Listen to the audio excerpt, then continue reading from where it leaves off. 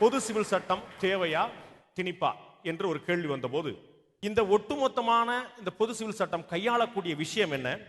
திருமணம் பற்றியது, விவாகரத்து பற்றியது, தத்தெடுப்பு பற்றியது, கார்டியன்ஷிப் பாதுகாப்பு காப்பாளர் பற்றியது, குழந்தைகளை கஸ்டடி வைத்திருப்பது பற்றியது, பராமரிப்பு மெயின்டெனன்ஸ் விவாகரத்துக்கு பிறகு பராமரிப்பு பற்றியது, வாரிசு பற்றியது, மரபுரிமை பற்றியது.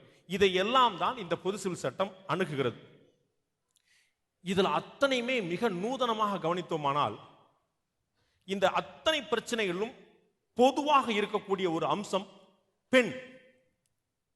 இந்த பிரச்சனையில ஏதேனும் சிக்கல் ஏற்பட்டால் பாதிக்கப்படக்கூடியவள் பெண். ஒட்டுமொத்தமாக ஆணாதிக்க சமுதாயம் தலைவிரித்து ஆடிக்கொண்டிருப்பதை நம் கண் முன்னால் பார்க்க முடிகிறது. இந்துக்கள், கிறிஸ்தவர்கள், இஸ்லாமியர்கள் அல்ல.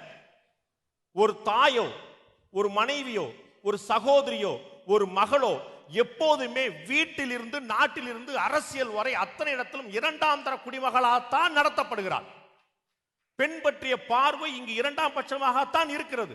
முதல் வாய்ப்பு மகனுக்கு, மீதம் இருந்தால் மகளுக்கு. இந்த குணம் இருந்து கொண்டே இருக்கிறது. நமக்கு இந்த சட்டம் தேவையா தேவையில்லா என்று முடிவெடுப்பதற்கு முன்னால் நண்பர்களே, ஒரே ஒரு வேண்டுகோள் வைப்பேன். உங்கள் வீட்டு பெண்களை கேளுங்கள், இந்த சட்டம் வேண்டுமா வேண்டாமா என்று. இஸ்லாம், கிறிஸ்துவம் என்று எந்த மத பாகுபாடும் இல்லாமல் முழுக்க முழுக்க இந்த பொது சிவில் சட்டம் பற்றி தேவைப்படுவது இஸ்லாமிய பார்வை அல்ல, இந்துக்களின் பார்வை அல்ல, கிறிஸ்தவர்களின் பார்வை அல்ல, அரசியல் சட்டத்தின் பார்வை கூட அல்ல.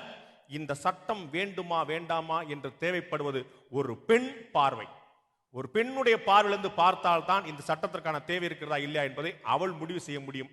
அவர்களை நம் மனதில் நிறுத்துவோம். அவர்களுக்கு என்ன உரிமை கொடுக்க வேண்டும் என்பதை யாரோ வெளியிலிருந்து சட்டம் கொண்டு வருகிறேன், திட்டம் போடுகிறேன் என்று சொல்லாமல் நம் குடும்பத்துக்கு நாம் கொடுப்போம். அதற்கான முதல் உதாரணமாக நீங்கள் அனைவரும் இருப்பீர்கள், நானும் இருப்பேன் என்று உத்தரவாதம் அளித்துக் கொள்கிறேன்.